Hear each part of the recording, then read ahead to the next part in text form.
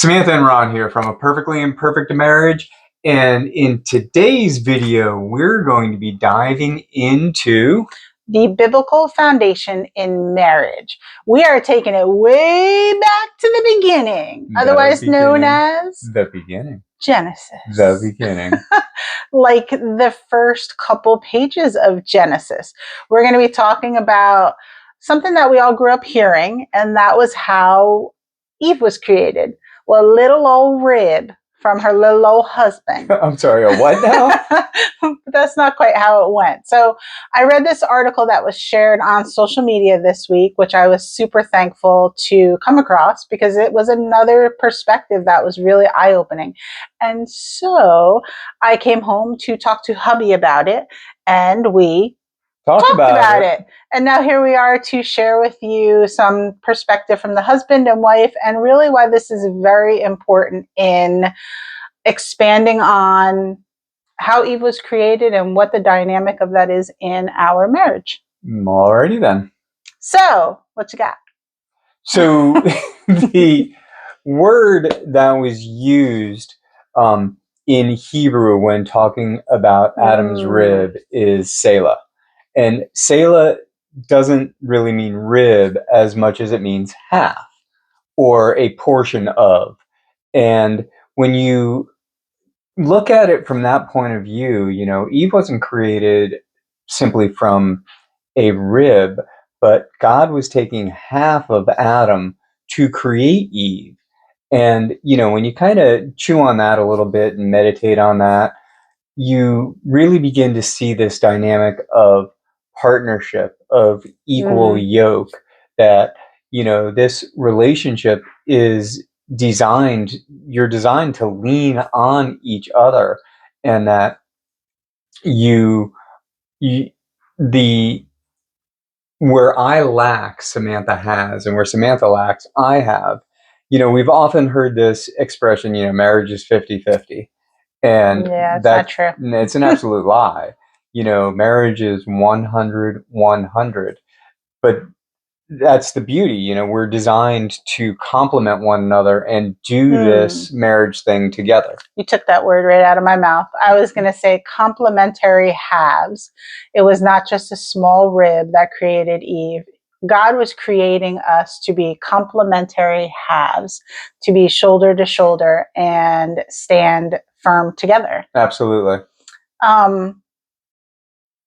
Some husband views on this story as God created the husband as the spiritual leader for this here relationship.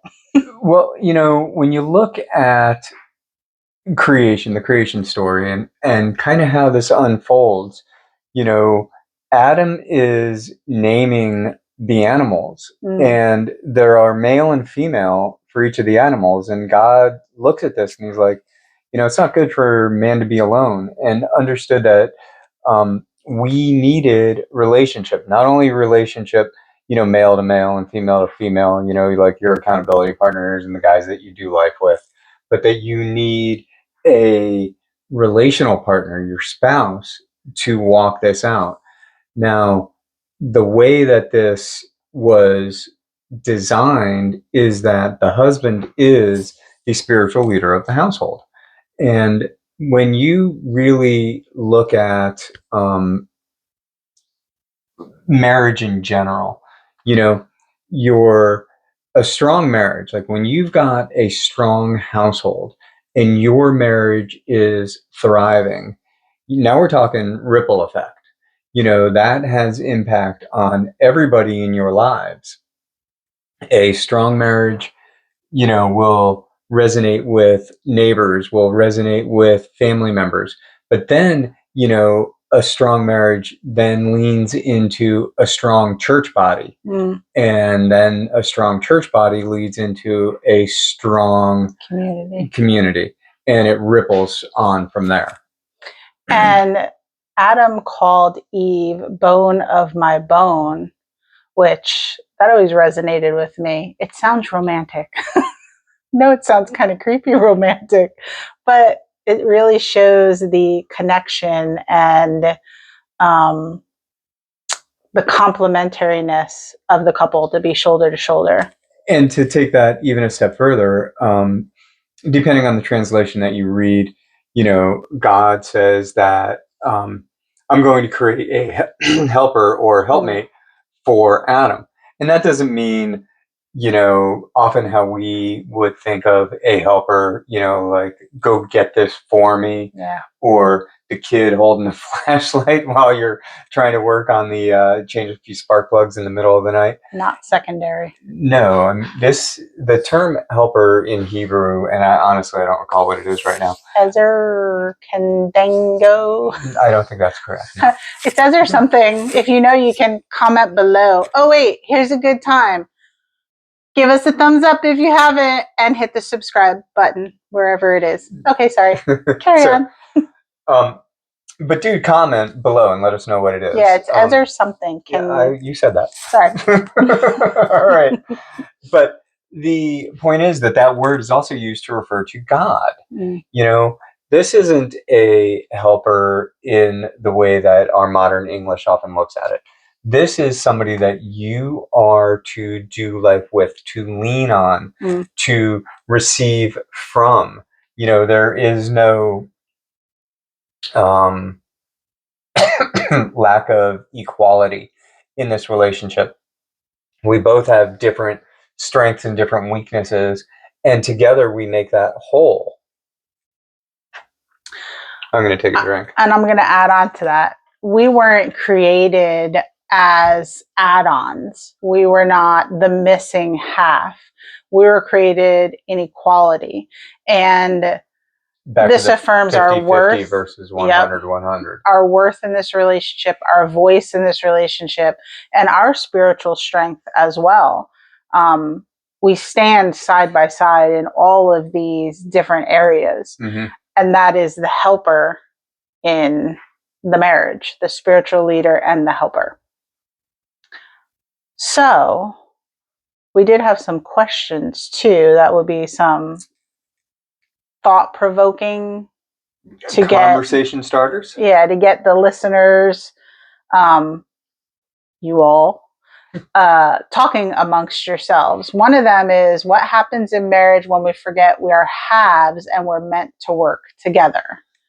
Because that seems to happen often when we speak with a lot of people. And I think we even kind of went through that for a period of time in our marriage. Sure, where you are walking through a season of the relationship where you, for whatever reason, right or wrong, believe that you're carrying all the weight and your spouse is doing nothing. Yeah. And one, it's a lie, but two, rather than allowing that resentment to fester and ruminating on the negative, this is a growth opportunity. This is an opportunity to have that conversation. Find out the whys, talk about how we can fix things. You guys are a team, stronger together, shoulder to shoulder. And when one of you is going through a difficult season, the other one needs to come in and help to edify and correct in love and foster that growth together. And one of the big things that we seem to hear from couples, when this is just in conversations with friends too, this is not necessarily couples that we've coached, it kind of goes both ways, is that conflict starts to show up and creates what was the word I was looking for? Opposition. It creates conflict. It creates, what is it? Resentment. Resentment was the word I was looking for. It creates resentment. And resentment is quiet. You don't even realize that it's starting to build up as it's happening, because you're starting to feel like you're the only one who's doing everything around the house and with the kids, and you're working so hard and you're like everything. And that is what then starts to build up the arguments and the bickering. And really what it's building behind the scenes in the quiet is resentment. And once you recognize that resentment, that's where you start to feel like, it would be so much easier to just do this on my own and not have to deal with this. And, to a large degree, that's what the enemy wants. He wants to isolate.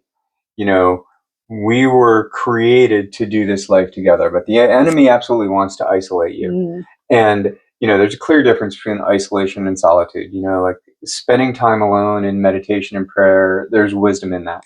But to try to walk this out on your own without a community around you, without your spouse next to your side, you're setting yourself up for failure. And when that resentment begins to dig in, that should be putting up a red flag that it's time to have a conversation with the spouse. And if you're not ready to do that, to reach out for help. And there's no weakness in knowing that, you need some assistance. There are burdens that you are designed to carry on your own. And then there are burdens that you are not designed to carry on your own. And in those seasons, you need to find the tools to help you get through those. And a good question I thought to also throw out here is another one. Do you, or are you, not do you, are you bringing your full self into the relationship? Are you contributing because you're trying to receive something, or because you are contributing because you want to bring your full self, which is what God created you for in this relationship? Because again, we're back to that. It wasn't just a rib. It was two halves that he's bringing together to create that marriage unity, which we've touched on a bunch of different points on what the purpose is. And now we're, to this covenant versus contract. Yes. Yeah. And we're not going to dive deep into that one, but that's a whole nother video. Yeah. But, covenant is God-ordained and cannot be broken, where contract is very much how us in the West will often look at marriage. It's a quid pro quo. If you do this for me, I will do that for you. Covenant is different. You're showing up 100% all the time, regardless of how the other is showing up. And, to get back to the have of Adam, the have of Eve, when covenant was created in early Judaism, they would actually split an animal in half, walk through the two halves of the animal. And the concept and the wording was that if I break this covenant, may this happen to me. So when you look at marriage from a covenantal point of view versus a contractual point of view, it changes the weight of your role in this marriage. I gotta say, walking between a corpse split in half really sounds gross. It might be dinner when we're done, It depends on what it is. But the worldview is funny because it's contractual. You go to the courthouse and you sign a piece of paper that says, I'm going to stay with you forever, blah, blah, blah. Until it's not convenient. Correct. And then you just go back to the courthouse and sign another piece of paper that says, I'm done. And you look for the next one. Yeah. Covenant sounds way better. Yeah. And really, God just wants you to stand side by side, stand firm, create the whole, and reflect what his intent is from the beginning. Good, bad, yes, health, wealth, sickness, poor. It doesn't matter. You guys are walking this out together, stronger together, shoulder to shoulder. And the more time you spend shoulder to shoulder and not nose to nose, when you're not arguing, but when you're attacking the world together, there's beauty in that, there's strength in that, and there's wisdom in that. Yes. And this is why we have 9 steps that we've walked through in our life that have helped us build the foundation that our marriage is standing on now. That foundation is Jesus, but it was intentional. We took steps to grow individually as well as together, and building a foundation in the Word is number 1. And that's why when I read that article, I was super excited to come and tell Ron about it, because it was just like, I always just thought it was a rib and never really thought further into that. But to really expand on it was awesome. So we definitely suggest being in the Word and talking about it with your spouse and getting the different perspectives from the husband and from the wife, the man and from the woman, because there's definitely different perspectives. Absolutely. And, when we coach, biblical foundation is where we always start. Number one. What does the Bible say about marriage? Why does the Bible say this about marriage? Who does God say you are? These are the things that we're building our foundation on, and that's where we're growing from. So, reading the Bible together, having these conversations about, whatever the verse is or the chapter is that you're reading together, talk about it. What does it mean to you? What did you get from it? And how can you apply it to your relationship where you're at right now and to your day to day? And asking questions, because there'll be times when I definitely don't understand something, and I will text Ron if I'm out and not home, because I will forget and I don't have sticky notes with me to write it down. Or he'll bring something to me and say, listen, this is what I was reading today. And we'll have meditated on it individually to try and see what God is trying to show us. And then we'll come together and we'll talk about it and really get into some deep conversations. Sometimes they get a little heated because we don't agree with the perspectives. Oh, imagine that. We don't always see eye to eye. But it makes it fun because it challenges us to look at it from the other's perspective and see God is showing us something in that moment because we see it differently and digging into it. So reading, meditating on it, and then having those conversations. Meaningful. I would call them meaningful conversations because they definitely take us down some rabbit holes. And, the rabbit holes are fun. Absolutely. We really have grown to enjoy these conversations. But when you don't see eye to eye on a verse or a chapter, that's okay. Yeah. The living word, it's going to speak to you differently based on the season that you're currently walking through.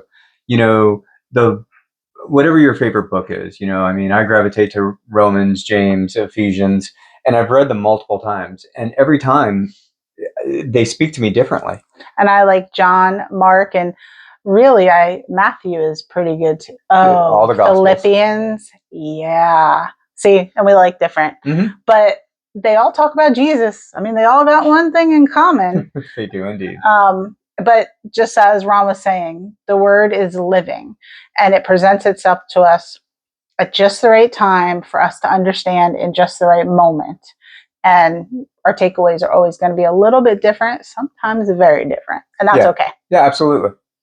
So that kind of wraps up our Genesis rib, not a rib, a side. Yeah.